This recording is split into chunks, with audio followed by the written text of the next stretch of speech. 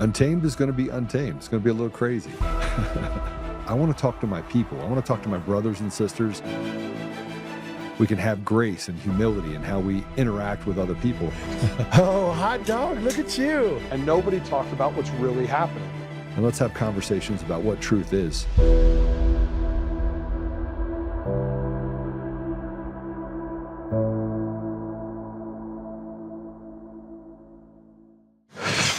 All right, sorry. I'm going to get right into it because I don't have a lot of time today. We're going to be on until 3:30. Hopefully, David can stick around for that long. And we have an explosive show to go through some things with you, actually a lot of things. And David is my favorite person in the world, my favorite human. He's also my brother, Penn. And he's doing some incredible work. If you haven't seen his, look, if you're following me, you've seen his episodes that he puts out every Sunday. Not only compelling, but just amazing. It basically just shows you how his mind works. Also, he was just out for the J6th march that happened in Washington, D.C., so we'll have an update there. But we're going to talk about kind of going back in time and looking at from the 2020 stolen election, and then the fact that people are losing their minds. So with that said, he doesn't need any introduction. David Clements, welcome to the show. Hey, Joe. It's like the olden days when we have problems with tech, and I think it happens every time you come on. Yeah, because they don't want to hear it. So you actually have a lawsuit right now pending as well. Do you want to share a little bit about that? Do you want to just at least give everybody an update of what has happened with that in New Mexico? Yeah, it's still live, but I got a hearing on Monday. Big hearing. The university that terminated me for refusing to get the jab and subject my students to the jab or the mask mandate. It was everything. They filed a motion to dismiss, which is typical. You know, if you're a defendant, you want to just file as many motions as you can to get rid of the case. And so I don't have any illusions that I have any idea of how it's going to fare on Monday, because I live in New Mexico. And it's a pretty bad state when it comes to the legal minds that are here. It's, you know, our elections are so rigged that just about every judge appears to be selected. So I don't know. If I get through it, it'll probably be some type of miracle. But I believe in miracles, and you know, I'm hoping for a happy answer on Monday on the case proceeding to trial. And that's to get basically your back pay and to get made whole for the fact they took away. I mean, let's just call it. I mean, this is your dream job. You loved what you were doing. You had a passion for these students. Yeah, I mean, you ask for everything, because if you don't, you kind of waive the argument. But I'm asking for reinstatement. I mean, I don't hold it against the students for what the university did to me. And I don't necessarily hold it against the faculty. A lot of them wanted to stand up, but they were too scared. They wanted to keep their jobs. And so many people have privately reached out to me over the years about, you know, appreciating the stand. But yeah, you know, there's the way that damages works. You're entitled to everything that you lost and everything that you would have gotten but for the breach of the contract. So I'd like to think over a 5-year period I'd be tenured and I would have been promoted, and that I'd be gainfully employed. So, you know, I believe that I'm legally entitled to all the damages that I'm entitled to. And well, I mean, they also, just so everybody knows, you were an award-winning professor right before they let you go, and said that somewhere along the line you were not a good addition to their team. So this is not, yeah, and they took your picture off. Before I opened my mouth about 2020, I was the highest rated professor, because they have this thing called Rate My Professor. And I was the highest rated professor in the business college. Yeah, I had the awards. I always had waiting list. So basically they'd lift the caps almost every semester. I think every semester I was there, they lifted the caps to either put me into an auditorium or some bigger building so more students could be there. And yeah, so the the hearing, there's a lot of boring kind of procedural legal minutia. I won't bore the viewers with that, but that's where evil attorneys make their money, is in the minutia and in the fine print. And so they've got a series of challenges that I hope to overcome. I think I should. If I've got a fair judge, I believe that I'll prevail. But I have to kind of remind myself of the advice that I've been giving other people that have been in this fight, is that, don't beat yourself up if you don't win, because it's rarely about black letter law these days. It's primarily about corruption. And, I've seen so many good lawsuits that have fallen to the wayside, and so many good people, that have had their cases stripped and diminished from the defenses that you can present. And so money's going to be a really, really big test for me. But if I prevail, then I'm one step closer to trial. And that's really what I want. I want to be able to take these guys to trial, because it's a lot of fun. Well, I mean, I believe that from a trial standpoint, there's not a lot of people that are put up against you. I know that. See, I've gotten in an argument with David before. I've never won, and I'm really good. I'm good at arguing. I'm good at debating. I have never won a debate. So much so I threw a cup through a window because I knew I was wrong one night. You're plenty right, Joe. You're plenty right. But just not when we're arguing. Well, no, it's just one of those things where I think I'm just used to. I was shocked when I first became an attorney and I did my first jury trial, and when defense attorneys would just lie through their teeth. At first you're like, my God, that's so wicked. How could this person's lying? I know that they're lying. And then you get, you see it another 1,000 times and then you get over it. So when I talk with people like Joe, who has a good framework of common sense and how people should act, and, you act with honor. And when people act dishonorably or they lie through their teeth, Joe blows his top. But most people that actually have an ethical code would do the same. And I'm here to tell you that I had my own season of doing that until I realized, this is just the way it is. Unless you can prove that they're duplicitous liars, they're going to lie every chance they get. And unfortunately, that's my profession. I thought it was just relegated to like public defenders representing unscrupulous criminals, but you find out that the methodology of how lawyers lie through their teeth just becomes more sophisticated, especially in the areas that we've been focusing on for the past 5 years. Yeah, it rarely becomes about the truth. And that's, I think, the most frustrating part about it. And I'm glad you said it takes about 1,000 times for you to say, this is just how it is. Because I think I've gotten it 1,000 times. Somebody said something about me the other day, and I was like, yeah, okay, well, next. What else? Seethe, demon, just seethe.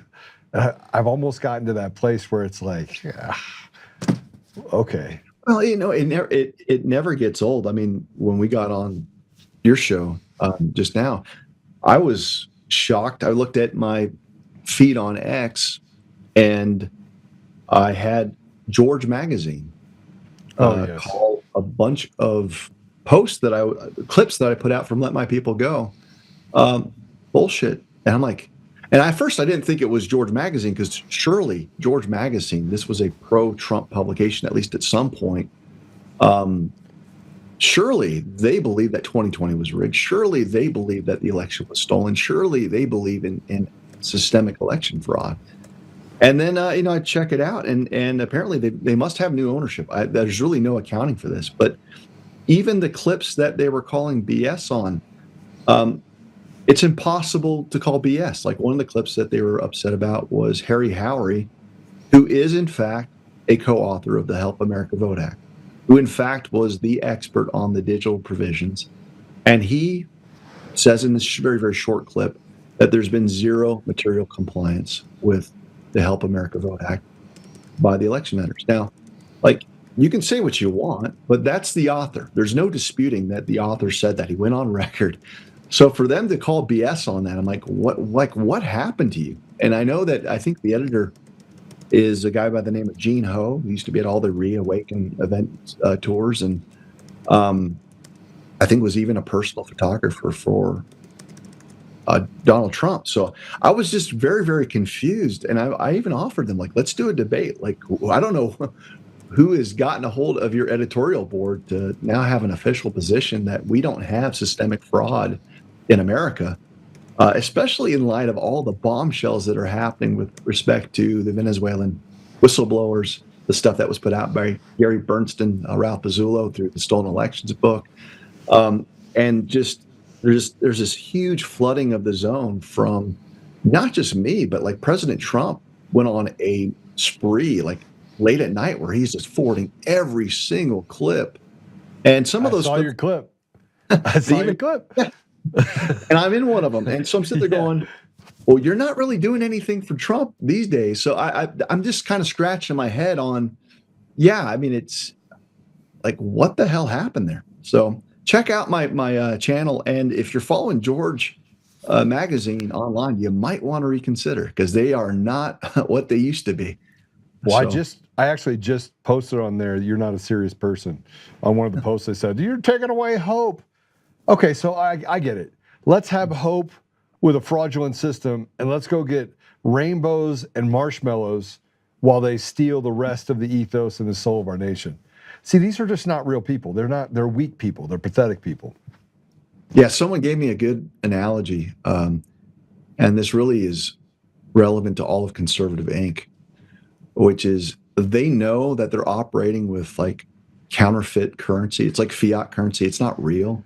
Yeah. And to the degree that you won't tell them, hey, by the way, that's fake. You haven't bitten on that gold coin yet. If you just bite on that gold coin, you'd realize it's not real. And at some point, they just stop inviting you around because they know it's not real. But the fact that you point it out doesn't allow them to kind of put on the printing press and just spend us to death. It's the same thing with the election fraud. Like we're not here to blackpill you about voting. We're the ones that told you vote on election day in person, make it harder to cheat. We were actually, providing activism that was based on the evidence instead of some type of hopium. And so it's stunning. It's a bizarre kind of turn of events because I've always thought that George magazine was like a pro-Trump outlet. But if they're actually denying Trump's essential talking points that the elections are rigged and stolen, what an about face. Well, it's not just that. We just had 13 Republicans that basically abandoned the platform in order to put Obamacare back into play for a renewal, right? I mean, we've got some serious problems in our country where the big lobbyist groups and the people that pad their pockets are able to, redictate what the people want. It's supposed to be of, for, and by the people. How is that even remotely the way it is if they basically don't even care what the people say? No. Here's what I know what's good for you. I know that higher taxes are good for you. I know that, moving the age of retirement from 65 to 67 to 60. I mean, by the time we get done with it, you'll have to be 100 years old before you get done. And we'll have guys walking around in walkers at Walmart, right? So they're literally moving the deal. But not for them, though. For them, they get Haagen-Dazs ice cream and free, toll passes. But the people have to suffer through these consequences of what can only be described as slavery, which takes me back to what you did in Arizona, where you stood up and you're like, David Clements, slave. Yeah. Back in the day. I got some tape out there, brother. Like this week has been pretty amazing for so many different reasons. I mean, like there's so much to be encouraged about. And there seems to be this kind of phenomena of, people that you thought were pretty solid are becoming less and less solid. A lot of people are turning on Trump. Even Trump calling out Josh Hawley and some of the senators there, kind of unexpected because you've got all of these victories. And right now you've got all of these corrupt Democratic mayors throughout the United States that are actively calling for arrest of ICE. So they're creating this perfect template for Trump to actually use and declare the Insurrection Act. And one of the things that Tim Walz in particular might be very, very misguided about, because he wants to use the Minnesota National Guard. If Trump chooses to federalize that National Guard under the chain of command, they actually have to listen to the President of the United States, or they could be held, they could be court-martialed. So, and I say this from experience. In the Deep South during the Civil Rights Movement, there were racist governors that actually got their National Guard to resist integration after the Brown versus Board of Education. And the president uniformly back then would federalize the National Guard, basically take them over. And there was also a court decision from the United States Supreme Court recently that at first blush seemed to go against the president, but it really didn't. It actually told the president that you have to use ordinary means before you call upon the National Guard. And when you research what the ordinary course is for the president, it's actually better for him. It's to use the Marines. And so Trump actually hinted at this through a truth post where he said, I'm going to go ahead and call the National Guard out of places like Portland and California. And when the crime comes back, we'll be back stronger and better than ever. I think he's actually signaling to the people that know and have researched this, that if he comes back in there again, it won't be with the National Guard. It will actually be with the Marines. Well, let's address something that you just said, which I think is important. There's a Facebook post, and I know we want to get into Raul because, as you remember, we talked about this several years ago in 2022 when they came forward and said, we have all the information related to how the CIA used and created and harvested U.S. citizens' information and used it for election fraud and for banking fraud. Now, we were able to run a bunch of things for that. But before I do that, you talked about using the Insurrection Act. And about, 200 years ago, maybe it was like 160 years ago, it was like 170 years ago, the states tried to do this thing too, where they decided that they were going to commit treason and sedition.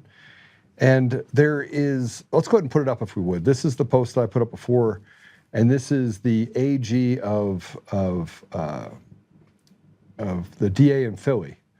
Now, here's and maybe, whoops, let me pull it up on my computer because I can't actually see it from there.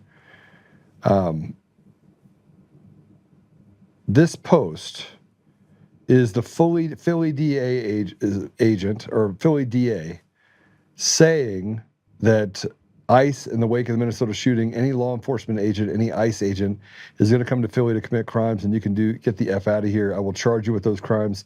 You will be arrested. You will stand trial. You will be convicted. Donald Trump cannot pardon you for a state court conviction. Do you hear me, ICE agent? This is a direct correlation to Tina Peters and the fact that states have created their own island of crimes. They're a crime family. And they've been stealing elections for so long that now they have the density of this ideology state by state. This has happened, right? This disease. And this guy, by saying this, is basically saying that as a state or as a community, you can piss off the federal government, can't do anything to us. Is that what you get by what he's saying? Yeah, and if I actually believe that we didn't have a criminal enterprise with our state politicians, I probably would have been more sympathetic to that argument because I'm a big believer in the 10th Amendment. I'm a big believer in states' rights. But it all hinges on legitimacy. And when you know that most of these people are illegitimate usurpers that have been given an office based on the rigged elections, they don't have real authority. If anything, I think what we're going to see is as people realize that the Maduro capture, it might have a tertiary, link to oil, right? I'm not saying that that's not an issue. It may have a big thing to do with drug trafficking, but that's not even the main reason why we went in. It's really the Smartmatic rigged nature of our elections. And it's the cocaine, it's the fentanyl, it's the meth that funds the enterprise. But part of the enterprise, in order for it to be successful, is to control politicians, to control prosecutors, to control DAs. And so when you capture someone like Maduro, you lose the plot if you think this is just about drug interdiction. This is really about the cosmic threat that Maduro, Venezuela presented, not just to the United States, but to 72 plus countries around the world. And that means they have a list, they have a ledger of the people that they have bought, bribed, blackmailed stateside. So I would not be surprised that a lot of these Democrat officials, yes, even district attorneys, attorney generals, that are the loudest and most vocal about these types of talking points, are likely on the very list that you would expect Maduro to be in possession of, or at least know where to find them.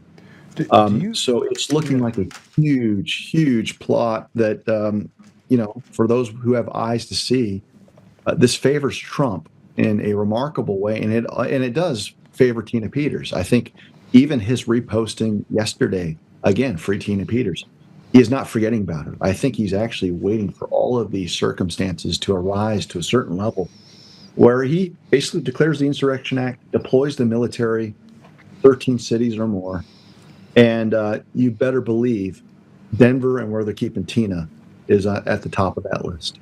Well, now you have Jared Polis saying, I might gain her clemency just because for uncompassionate grounds, because I think he sees the writing on the wall. I mean, President Trump, maybe it's happened before, right? Maybe. Mm-hmm. But President Trump stood up and said, everything, by the way, that we've seen that's progress, that's real progress, President Trump has had to put his fingers on it and literally push the button himself, right?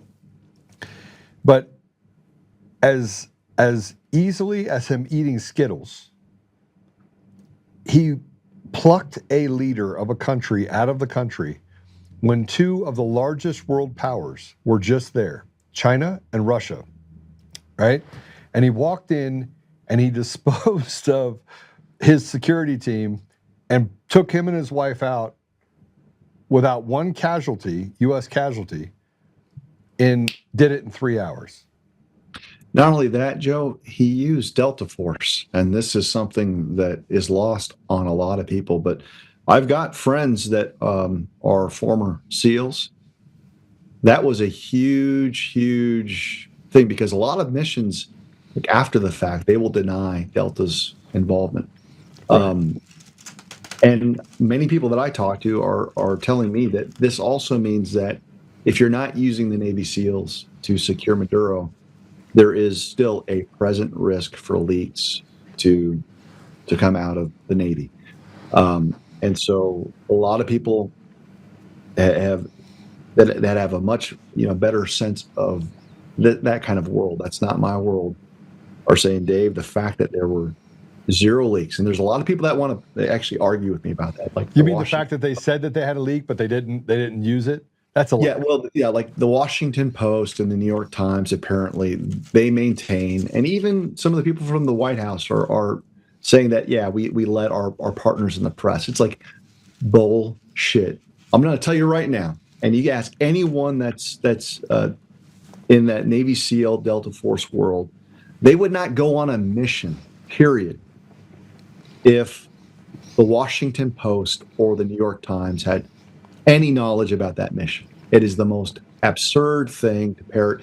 But people can point to statements from Secretary Rubio. And so I'm sitting there going, well, if you're looking at narratives that serve the Trump administration, they want to use the press to the degree that it favors the narrative to show how amazing this operation was. But don't believe for a second that somehow someone at the Washington Post was privy to a mission that if they were to leak, the entire thing would be for naught with American lives lost. I don't buy it. Maybe there was a time when that would have been true, but given what we know about the Washington Post going back the past 20 years, pretty hard to believe.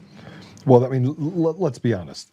In this case, if somebody were to leak it, if somebody were to leak that to the press, as radically left as the press is, and demonic as they are. I mean, look, they put a lot of people in harm's way. Like the police officer up in Minnesota, they wasted no time to dox him and put his name everywhere. Right? If I had to guess, Joe, I think it's like after the fact, just like when we had the hit on bin Laden, and you've got these iconic photos of the Situation Room and Obama, and everyone's looking on with, anticipation.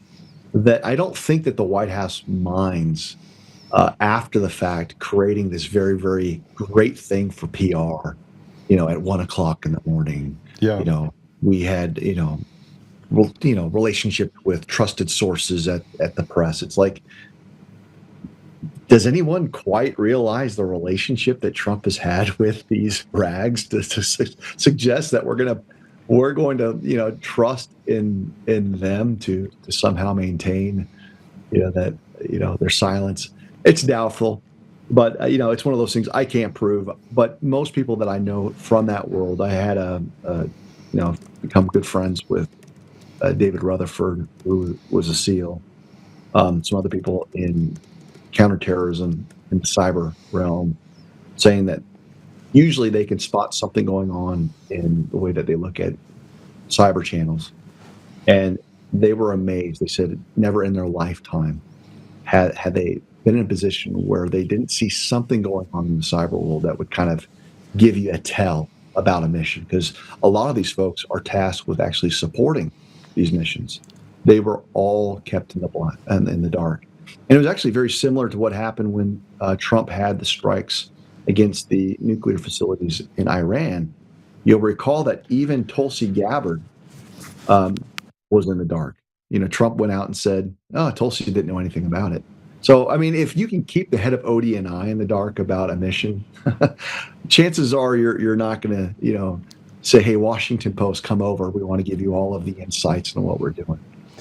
So that leads me back to this thing that we keep talking about, which is this culmination of what's going to happen over the next 2 to 3 weeks.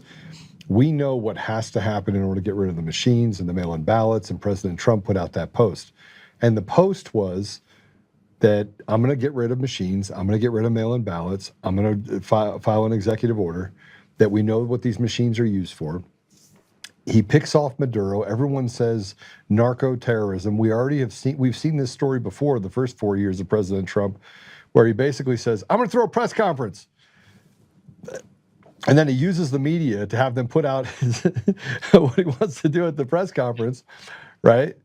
And everyone thought that he was going to come out and declare war on Venezuela, and instead he went on a 18-minute spree of telling about everyone how great he was for a year, and then I'm going to give some money to the military.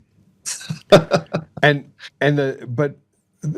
I was told literally 5 days or 6 days before, the leakers called me, and I think that's what he's looking for.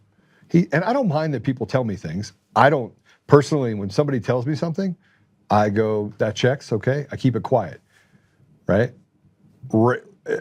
If it's something like as ambiguous as I think President Trump's going to talk about going to war, I'll say that. If it doesn't come true, I'm like, okay, well, there's got to be a reason why this guy's told me that. But then I watched for 18 minutes as President Trump talks, and it wasn't a normal President Trump. He was agitated. He wanted to say something, but he knew that he couldn't, and he was going to revel in the idea of telling everyone this, while knowing that a week later he was going to unleash hell on Venezuela and take what was ours, right? Which is our sovereignty, right? So maybe I'm fascinated about what's going to happen right now. And there's stuff that I want to tell you about. I've already told you, by the way, but there's stuff that I would want to publicly tell you about what's going on with Dominion and Eric and everything else, and I can't. Obviously, I told you, but it's God is working in mysterious ways. President Trump is doing some amazing things, keeping things quiet, getting things done, and I'm a very pessimistically optimistic person, as you know. But there was a time there that I was pretty I was like, this is not going to work out. Yeah, and I walk with you through those days, and sometimes we have to have enough faith or hope for our friends until you get through some patches. Most of us were hanging on pins and needles last November of 24. That was the end of the country. Trump did come through. And then we kind of all have our own internal clock about when and how things have to be seen through. And right now, I think Trump is he's moving even faster this year than he did at the start of last year. And that sounds like it's hard to believe, but you look at, from the food pyramid to going from 70 some vaccines to 11 for the vaccine schedule, to not allowing the BlackRocks of the world to own certain types of real estate to help people like us own homes, to bringing down the interest rates. I mean, it's all coming at once, and it's coming so quickly that Team Evil's having a hard time keeping up because they want to be fixated on what happened with Maduro.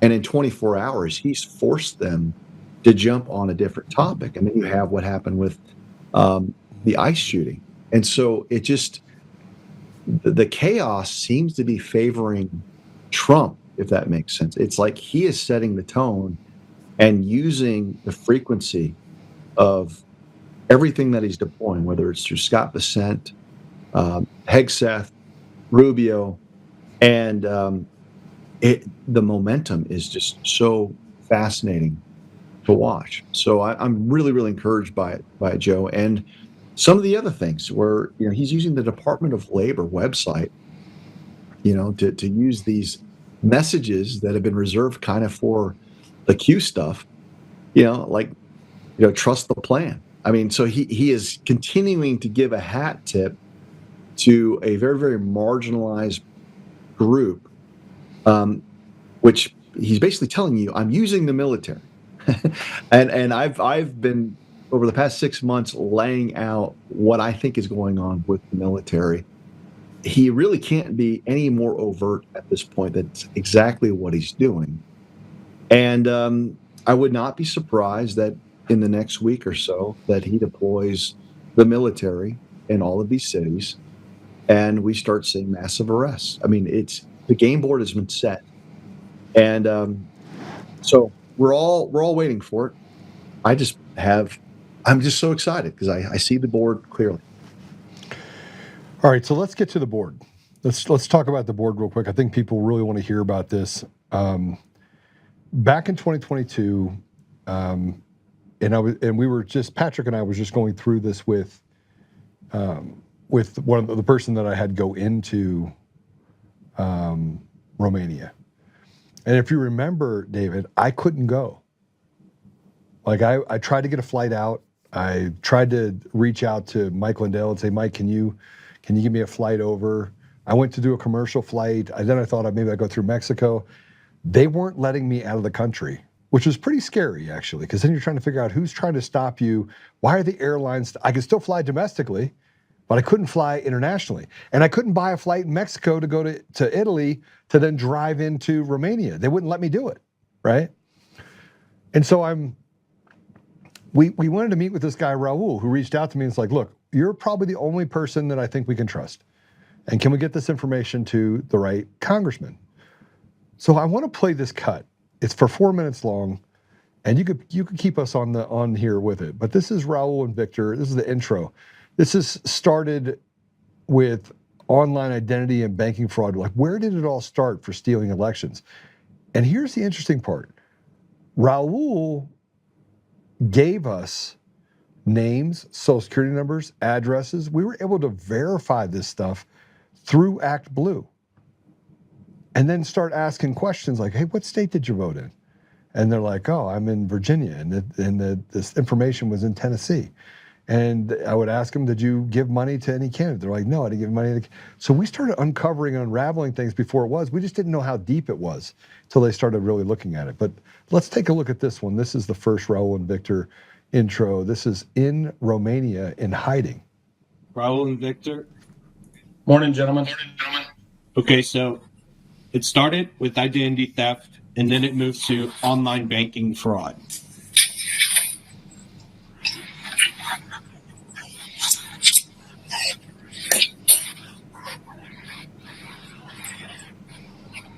Okay. You ready to go for Okay. Guys, we don't have too much time. We are ready. Yep. So, after online banking fraud, what was the next When step? online banking fraud is done, from the process of the online banking fraud, the remaining victims' identities were used in order to use them as double crimes for the electoral fraud. Fraud, because the banks are behind of this shit. Okay. So this is a search, and the bank never wanted to solve this problem because there is an algorithm that I will show you and I will present it in the right moment. Okay. That it will prove that from each fraud, the bank is paying and the citizen is paying. They want to hide this shit from 20 years ago. Okay. So this is the primary crime, and because of this shit, they need to use the identities in order to secure the next president and the next power in charge, in order to cover up everything. So it's all about the money. It's all about the power. They just need to find the right way. And in order to find this way, they have two actors. One, of course, they are the banks. Second, the people in charge, politicians and authorities. And they needed the third actor, who can be the patsy. That's the hackers. Yeah, so in our case, with regards to election fraud, Dominion voting system side. Exactly. So through the institution, they recruited the hackers. They favor the hackers, but they took their work and used it as a key. It's simple, like the big picture. Okay. You got it? Yes. Okay. Now we need to take it one at a time and indicate or give it to you the right tools in order to verify the story and put it all together. Which is, Remember, we have 2009, 13 years. 2009. the domino. Since 2009, Until now, we have a long way to cover up because everything started in Ukraine as an idea, which was planned in years. Ideea s-a născut în Ucraina în 2009 the idea got birthed in 2009 in Ukraine. Și a fost dezvoltată până în 2012 într-o anumită formă. Tot acolo. Nu, a fost dezvoltată. And was developed in another extended till 2000 and experimented till 2012. Și din 2012 au început să fie campanii. And from 2012 started to be used in practice.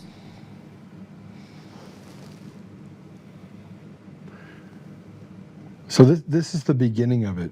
And David, he works for a company called Fox IT. Fox IT is a front for the CIA. Now, Raul's kind of the glue. And this is how we got into roaming networks and what Dominion was using in order to create their data centers. And then we were able to find roaming networks connected to transportation systems all over the United States, all run by Serbians, all hiding in plain sight. Now, this next one is Raul but this is communication between Raul and a guy from Homeland Security. And let's take a look at this. I will give you this one. Okay. But we need to discuss it first because if you don't, without me, it's nothing. Okay. I'm the glue in this shit. Okay. And the glue that keeps the pages together. Yeah. So this is the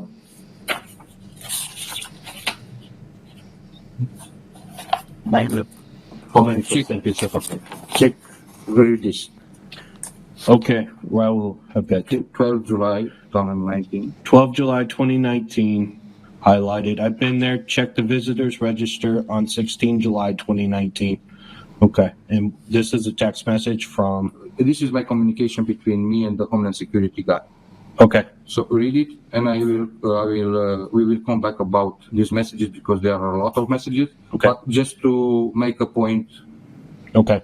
Raul, I've got 2 guys from our office and 2 from our NY New York cyber unit coming out with me to meet. Don't want to overwhelm you with too many people, but all have a role and will assess you and your information.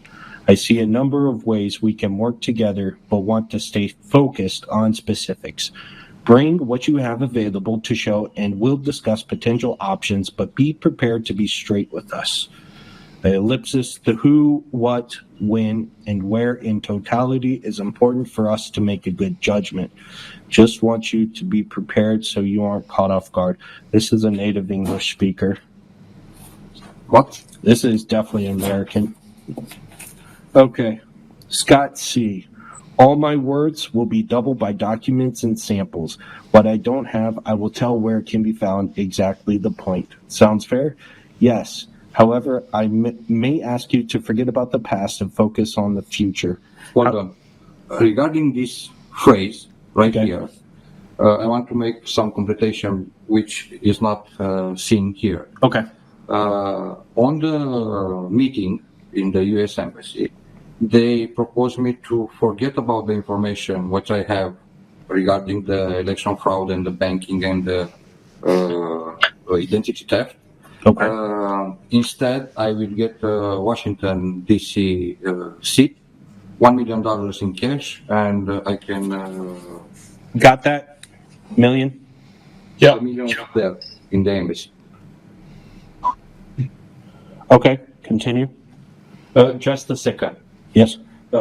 In this condition, we work up front. Are you okay for us to record also? Yes. Okay. Yes. Absolutely. We meet in the embassy, then the proposal is like this.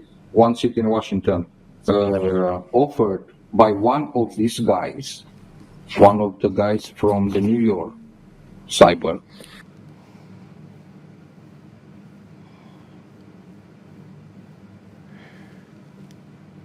David, it reeks of what the government does.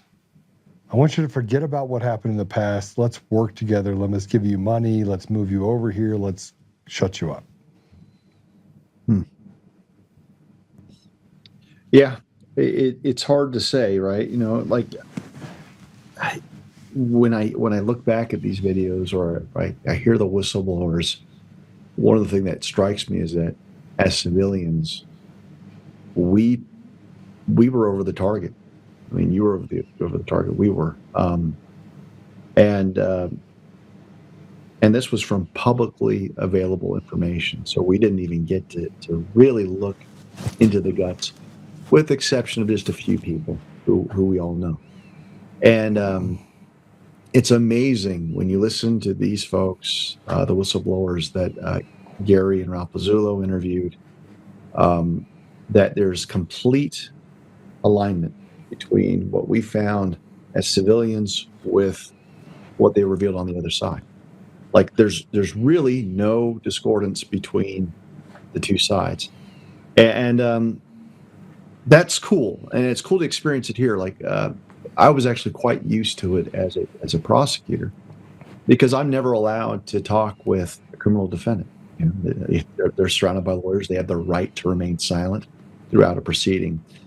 And so it's not until you actually get a conviction and you exert leverage that someone kind of gives you a statement because they want to save themselves. And they'll tell you, you're absolutely right on this, this, this, and this. You're wrong on this, but that's understandable. And so you have to have a talent to visualize things where there's a ton of gaps. But you know for a fact, this can't lead to this outcome unless this is true or this is Correct. true. Yeah. And that's where we're at right now. And so it's liberating. It's also kind of given the election integrity movement a shot in the arm of confidence that here we are, we're not crazy. We've got people that were there with Smartmatic telling us exactly how it's happening. So it seems like the only psyops that we're really seeing right now from the election integrity side is there's a little bit of glory hounding where people are, I think, trying to take credit for saving the world. And there's kind of a push on that. I think you can kind of put up with it to some degree. Yeah, like the Tories of the world. Yeah. Who got mad because I said you can't come on until you apologize to David. She's like, oh, and I'm thinking, and then she told me that I took her work, and I'm like, she's like the queen of take everybody's work. I was the first. Yeah, she's accused everyone of that. But I mean, like even the stuff that happened with Emerald Robinson, whom I love. I think she's done a great job. She's put out so much great stuff. Yeah. But there's kind of this narrative out there about here's the three men that saved the 2024 election. And I firmly believe that they helped, but I think there's some liberties being taken by saying that. And the reason why I bring that up is just, look, I knew what Emerald did about the same time that she did, about a year ago. This time, I've met with Martin Rodil. Martin Rodil was the kind of guy that Gary Bernstein talked about, who was this amazing asset that was going out flipping people. And that's absolutely true. And I've gotten to meet him. I actually met him in January, of last year. And he was the one that actually debriefed Elon Musk. And, Musk with his super dolphin-like brain said, just give it here. Give me the data. He ran it through the AI and confirmed what Martine would have spent hours to explain it to him. And so I can confirm that all of that happened. That's all legitimate.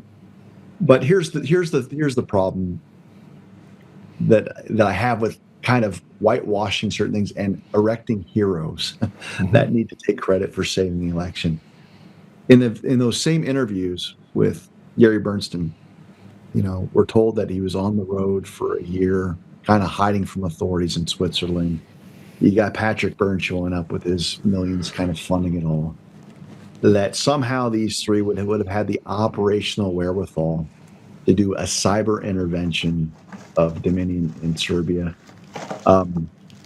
That's where I'm sitting there going, okay, maybe some of that's true, but it really, again, presents Trump as this kind of aloof, sitting back, and things are just happening to him, as if the guy that created Space Force, as if the guy who knows Elon Musk and the creation of satellite infrastructure and satellite dominance were, completely out of the mix. That's kind of where I draw the line and say, all right, there's a lot of it that I believe to be true, but I think there's some narratives that are being formed out of that actually work in favor of Trump.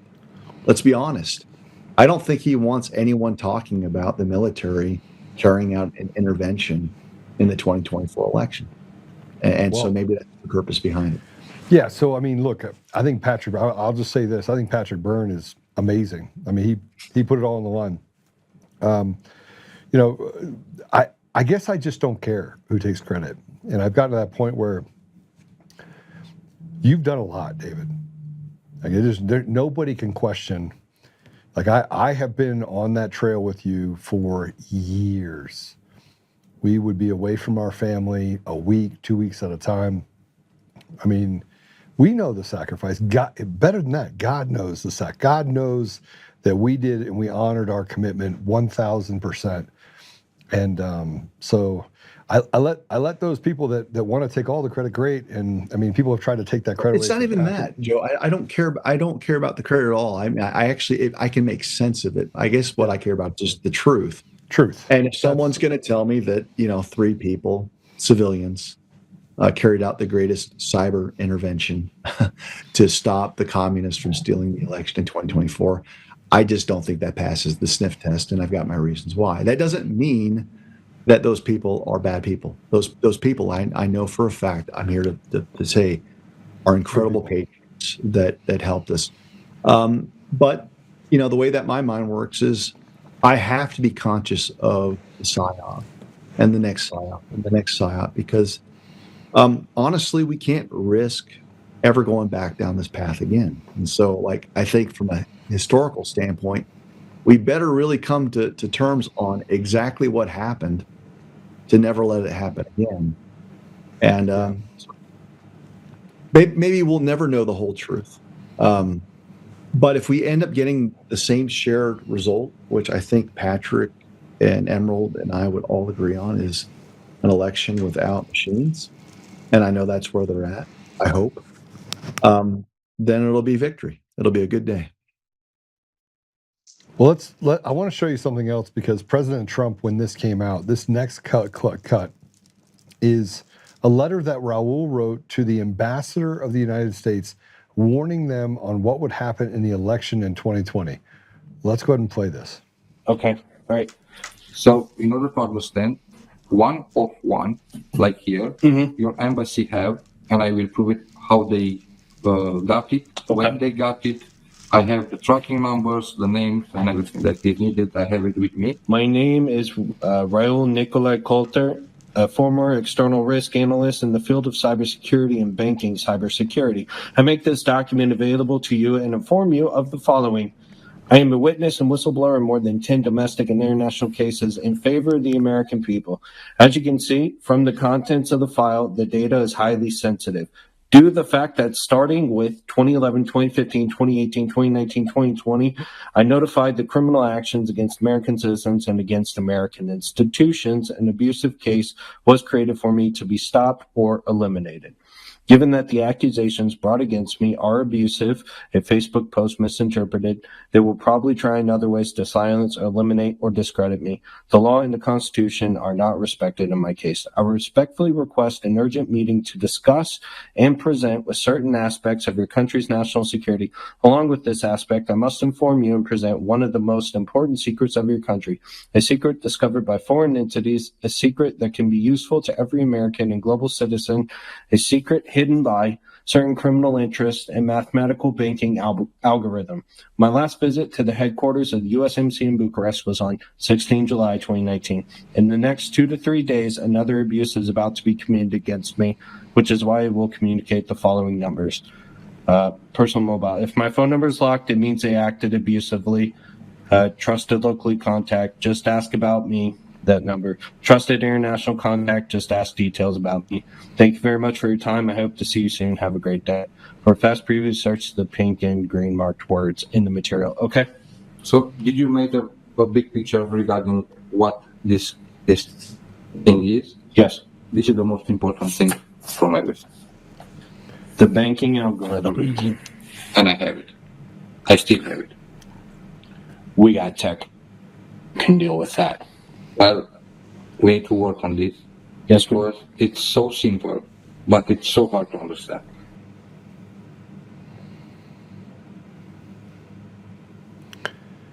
So, David, the reason why I bring that up is because he told the ambassador again. Have you heard anything about that? Did any ambassador ever bring that up? Did it ever hit? I delivered this stuff to the congressman. I went to Jim Jordan's office. What happened to it?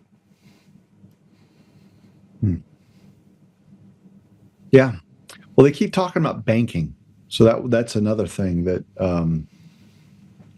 so for the people that are watching this and they're thinking in terms of, well, what does this have to do with elections? For those of us that understand, the matrix of, or the ecosystem of elections, start thinking about Act Blue, start thinking about Win Red, start thinking about a way to fund the ecosystem. And that's where the banking is so important. This is how you fund NGOs. This is how you fund Stacey Abrams and Happy Faces. You have it all graphed out because while you've got cyber operations, at some point there's going to have to be some human flesh involved to carry out certain assignments. There's got to be someone that's got to be in the room, a la Ruby Freeman, Shay Moss. There's got to be someone that's got that drive, right?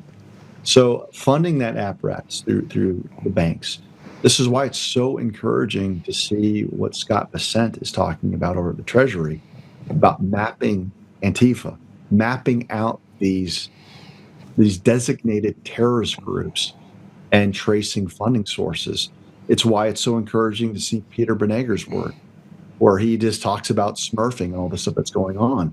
So I think what we're going to end up finding out, Joe, is that what appears to be so complex from our standpoint as civilians on this side, if we were part of Team Evil and we're looking at all of this from the other side, we would see how elegant and streamlined and simple the cheat is. It's just, you just have to understand the core architecture. I know you do. I do.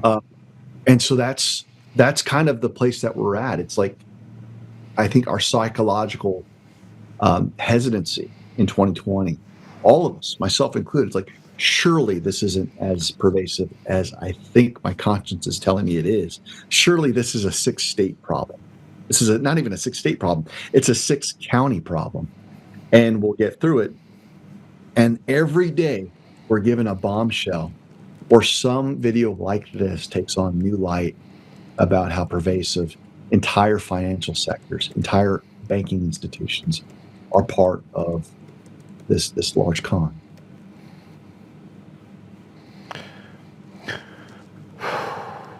I'm not going to play the rest of the videos because I only have a little bit more time with you. I'm going to play it out. We'll play more of these, and you guys can create cuts on these as well, right? So just put them out on all the socials. Make sure you tag David on those as well. But let me just explain some of the other cuts that we're taking. He goes through and he talks about things that I had never discussed. So I had never discussed the information related to roaming networks, its interconnection into Serbia and parts of the Balkan nations, and the fact that FBI did come in and actually confiscate some of those servers. Like, this is stuff that I knew about that not many other people knew about. Well, in this, he starts talking about the server documentation, and he provides it. He provides the server documentation that connects it all the way to Arizona, Mesa County, or Maricopa County, Colorado, in 4 different areas, and then the server addresses for them in 3 other states. And he goes, and Joe, this connects into Dominion. So this basically shows that these are the servers that were used to write the code for Dominion that could go in and just change them.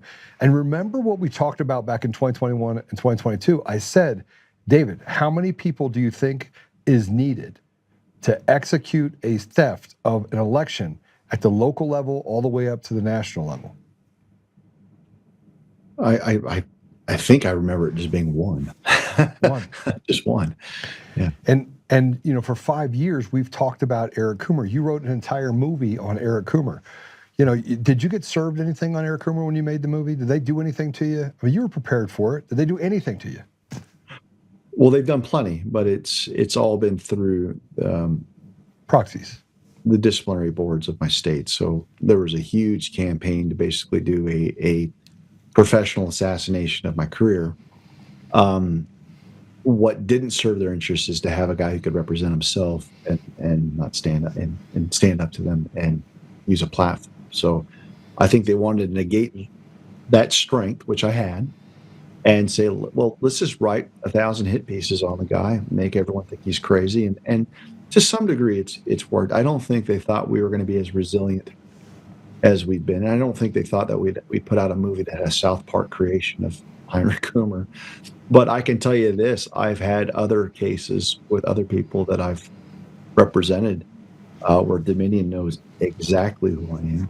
When I did the defense of the deposition of Jeff Lundberg in Curling versus Raffensperger, we had 18 attorneys on the other side, most of which were sympathetic to Dominion. They knew who I was. And even in a mediation that involved Dominion, I was supposed to represent someone. I don't want at liberty to share who that is, and who wanted to retain my services to defend his mediation. And everyone on the other side, all of these Dominion attorneys, said that if Clements shows up, we're not having a mediation. That's so I'm reviled by Dominion for throwing monkey wrenches wherever I can find them. And I think that's also one of the reasons why my clients, who I won't disclose who they are, have been protected in some of the criminal prosecutions. There was an attempt to go after one of my clients in the RICO case. I was able to throw a monkey wrench into that.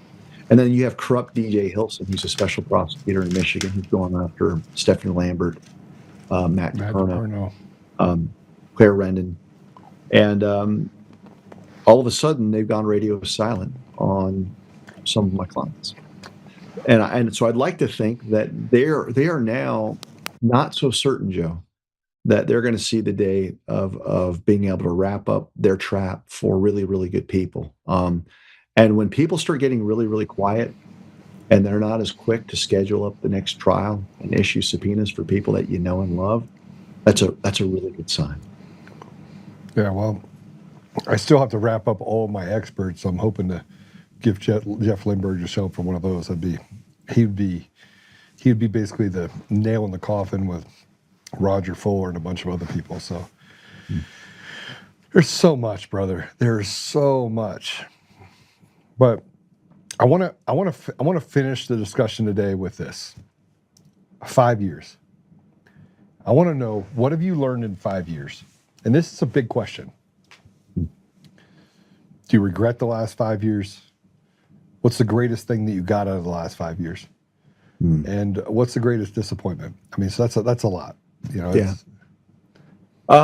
Well, I wouldn't change any of it. I think that it'd be a mistake to judge this season by the outcome that I think we're going to experience, which is victory. I really believe that.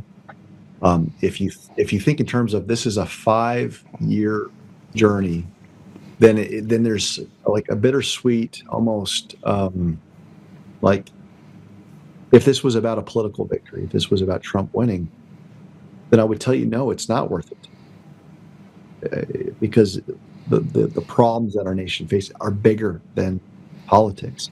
Yeah. This is about a generational vision for our children and our grandchildren. And so in that respect, I would say that the thing that I'm most thankful for is that my faith was tested to such a degree that I ended up having a sweeter relationship with Jesus. I mean, because you're brought to your wit's end. I felt like the last 5 years was basically me having to die to all of my own idols and the idol of my job, my identity in a job. Being a professor, I had to die to financial security. I had to die to, letting what people printed about me really bother me. I had to die to being liked and loved by people that I really wanted to be liked by. And so through all of that refiner's fire, God met me, and I think what He was trying to do is purify and perfect a child that He loves, Lord willing, for something greater. And I don't know what that is, or maybe I do, and I'm just not going to share it. But I think that we all of us that have participated in this great war to reclaim our country and have stood up and stepped up, we have a divine purpose that God will continue to reveal to us for the rest of our lives. And so I really do see the people that have stepped up as modern day founders of a reclaimed America. And we didn't learn all these lessons to now go retire and play golf and take it easy. I actually think it's going to be the exact opposite, that we're going to have an absence of a major vacuum if the exposure that I expect occurs, where we need people to govern. We need the right people to govern, to replace those that have committed treason. And for me, that's not, running for office. It's by providing an environment for honest people to run for office. But I think that's going to be really what I devote my time and passion, is that when we secure this victory, that we don't give it up the day after by forgetting all of the lessons that we've learned. So that's on the positive side. I think just the sweetness of my walk with Jesus. I feel like I'm more alive. I'm more knowledgeable. I think I'm more intelligent than I was 5 years ago. I think I'm more realistic. And yet I also have a faith that no one's going to take away from me. And then the hardest thing, and this is kind of even harder to answer because it's the hard stuff that really, it's the pressure that produces the diamond, right? You squeeze the coal, right? I think the hard part was just experiencing betrayal and rejection from people that I truly love and care about, because they couldn't choose the refiner's fire. They chose the world. They chose popularity. They chose relationships that steered them well clear of the battlefield. And so you can kind of expect it to some degree to see weakness, or someone kind of denying that they know you. But I'd be lying if I told you that didn't bother me, that there's so many people, they see me. It's like they walk. Mike Flynn said in deposition that he wouldn't even know me if I walked in the room. Yeah. That's what he said. Yeah. Well, which we know is not true. I mean, I can't walk through an airport, and I spent plenty of time talking to him at Clay Clark events. But so we got to close up, and I'm gonna pray us out. Hopefully you will pray us. Can you pray us out? Sure. But before you do, I want to answer. I want to tell you the same answer that I just asked you, and it's impactful for me to hear the things that were the most difficult for you, because I lived that with you. Mm-hmm. And as I sit here and I look at the comments of what people are saying and why the last 5 years have been so difficult for people, I didn't see anybody in the comments say that I wouldn't want to do it again. I wouldn't want to be, I asked Patrick the same thing. I was like, Patrick, would you rather be oblivious and just go through life be one of the retards that goes through life and has no idea what's going on, right? And he's like, absolutely not. But it's been painful. But I will say this, the last 5 years have been worth it. They've been worth it. They've been worth it, even if God's plan is not to restore, it still was worth it, because of the people that I got to make this journey with, and the fact that I now know what truth looks like 1,000%. I will never, ever be able to look at a lie the same way, right? And I think that the magnificent part about that is that I know that God is real and Jesus is my Lord and Savior. And frankly, you can feel it, you can see it, you can taste it. And all the preparation up until this point has been this culmination of this spiritual hardening that you just know. You know what you know and you don't know what you don't know, right? And you're willing to lean into people, and the 5 years of people like doing bad things to me, or even saying bad things, it's okay. You know why? Because I know the people that wouldn't. I know the people that will be my brothers till the end of time, right? Amen. And probably some of the best parts that I've ever had, you've always been a part of those. Even the ones where, you know where I'm going with this, the two-finger death punch. Oh boy! Yeah. Well, I look back at that night with a little bit of shame and regret, but I've had a couple physical altercations over the past 5 years that, praise God, didn't land up on the front page of USA Today, because it could have easily on a couple nights. I called you on the other one that you weren't there for. You were in Florida, yeah. But I will say this. That you have been a steady compass in my life, right? And I think you've been a steady compass in a lot of lives. So I want to give you a little bit of, encouragement in what you've been able to accomplish, right? The things that you've done, and that's all in the fact that, we had a blow up at 1 o'clock in the morning, right, at my house, and I was a total dickhead, and it was bad. it was bad in so many ways because I didn't know how to articulate myself, and I was headed down a path. As you said, Joe, this is the most self-destructive you've ever been, and if you keep going down this path, you're going to crash and burn. You didn't say it in so many words, but in essence, that's where I was headed, right? Yeah. Yeah. Well, I look at it like it's the prodigal son. Like you're the prodigal brother. And at some point, the father looks out. He wants his brother back. He wants him to come back, or he wants his son to come back. But he can't go out there with them. He's got to let them just, experience what life has to offer. And we've all been there. I mean, before you were seeing red in 2022. There was a 6-month period where I was seeing red, and that was my period of darkness, where you're like, Dave, you got to stop seeing everything as an enemy. And so, brother, I love you, and I love you. That wasn't going to change. In fact, I think even in those messages to one another, it's kind of like, I know I'm going to get you back, but sometimes you just have to have a season where you start punching the waves. Sometimes it's like when I was a kid, I remember just going to the beach and I just remember doing karate. Like I'm fighting the waves in my head. It's like I'm doing it. But if someone really thinks that this 8-year-old kid is going to stop waves from coming, that's kind of where we've all been. Is there's got to be something so biblical in this providential story arc, and I'm proud of many things, but finding friends and some friends that are family. Your family. We are spiritually adopted brothers.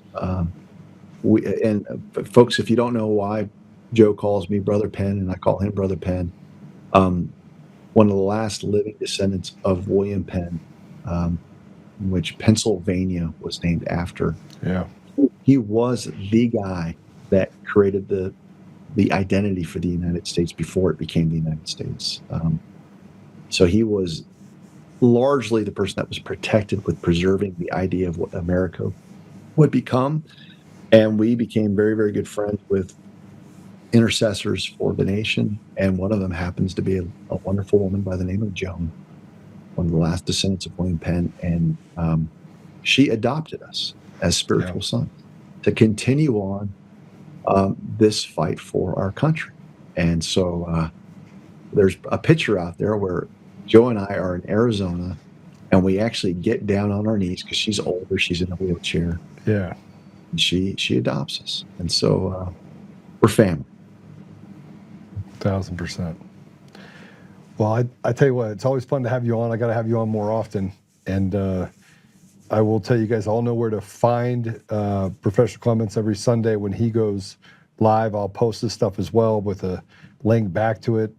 But you can find him on X. You can find him on Facebook. It's blowing up on Facebook. I don't know what's happening there. At Prof's Record on X. You can also find him still on Telegram. I know some people like to still use Telegram. He's still there, still posting there. And obviously you can find him on True Social, and you can find him on all the normal platforms, let's just say. Great. Thank you, Joe. Thanks, brother. I appreciate you. Can you pray us out? Yep. And yeah.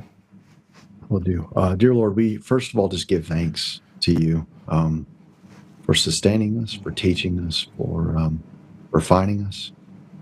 And we just love you for being such a good, gracious, and patient, merciful God. Because of your patience and mercy, many of us have had the chance to see you before we're judged. And there's many people out there that are on the brink of being judged, both in the courtroom of earth, but courts of heaven, because of what they've done to our country and to our brothers and sisters around the world. So, Lord, we thank you for your mercy, but we also look forward to your perfect justice, where evil men and evil women are put away appropriately. Lord, we pray a special blessing on everyone here that's watching this podcast, that, Lord, that you would just bring them to you in a more meaningful way. And we just pray that you would set all of our paths straight and that we would live lives that are pleasing to you. We look forward to the day where government rests on your shoulders. King Jesus, we just ask for blessing in your name. In Jesus' name, amen. Amen. Whew. By the way, I did decide to run for governor. I don't know if you heard about that. Yeah, I saw some posts. And Go get them. I have one of the coolest songs ever. Have you seen my song? No, send it my way. Yeah, so we'll sing the song your way, but God bless you, brother. Give my best, our best to your beautiful wife and your beautiful children. So, yeah. It's 2026 is going to be a great year. I'm looking forward to it. It's a year of Jubilee. I love that word. 250 years. It's going to be a good year. All right. God bless. Take care. God bless you, brother. Yeah, I love that man. And yeah, so I just make sure you do follow him and have a great weekend. And if you are sick, you want me to pray for you, just send me a little note. But you know, I think that we've prayed for restoration. We're going to get it. We don't know what it looks like. And our expectation is going to look the way we want it to look. It never ends up that way. So I would just say to, maintain the 4 things that I think you should all be doing. Pray, stand, speak, act. Pray first, and then pray when you're done with that cycle so that you never become the very thing that you're fighting against. God bless you all. See you guys on Monday.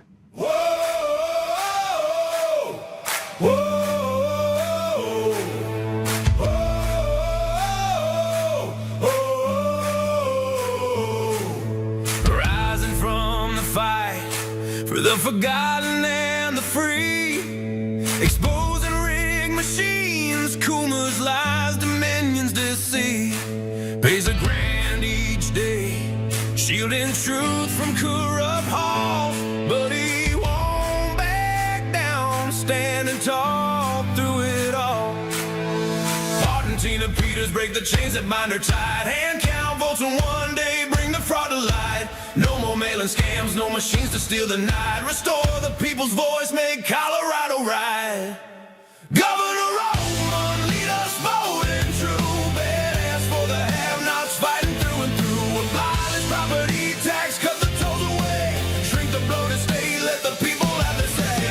Oltmann, it's our rally call. Truth and freedom rise and watch the tyrants fall. Untamed Colorado, strong and proud. We'll be one man for the people. Set our great state free. Help the single moms. Bring back trade school strong. Opportunity for youth. Where the brave belong. Audit every NGO. Ban the wolves that roam. Reclaim our stolen land. Bring the power home. Eric Kuma's fraud, dominions, rig design. Expose the stolen votes, cross a dangerous line. No more victimhood, no chains on you and me. He's running for governor for real liberty. Smash the fraud machine, pardon heroes jailed. For the have-nots, rising truth will never fail. One warrior defies the corrupt elite. Colorado reborn, strong on our feet. Governor Oltmann, lead us bold and true. Badass for the have-nots, fighting through and through. Abolish property tax, cut the tolls away. Shrink the bloated state, let the people have the say. Governor Oltmann, it's our rally call. Truth and freedom rise and watch the tyrants fall. Untamed Colorado, strong and proud. We'll be one man for the people. Set our great state free. Whoa, whoa, whoa, whoa. Governor Raul, lead us bold and true. Governor Raul, freedom forever, Colorado rise.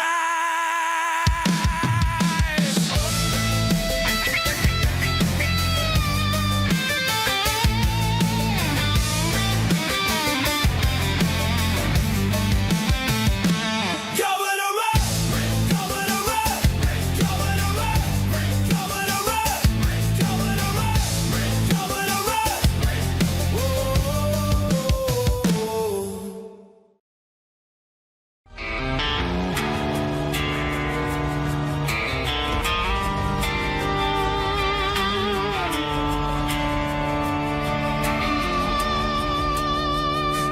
rise up untamed.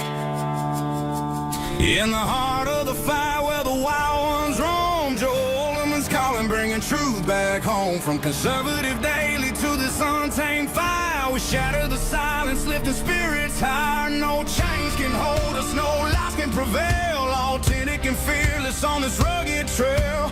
Patriots gather under stars and stripes. Untamed nation, igniting the night. Untamed nation, let the truth roll out in this land of the free. Standing proud from sea to shining sea, we won't back down.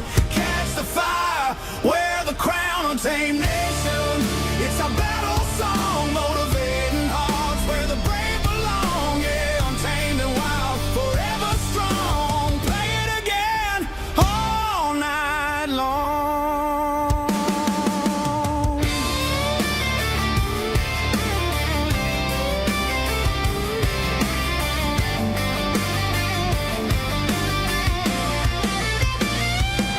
Break the mold, chase the real. No more games, time to heal. Joe's voice leads the untamed crew.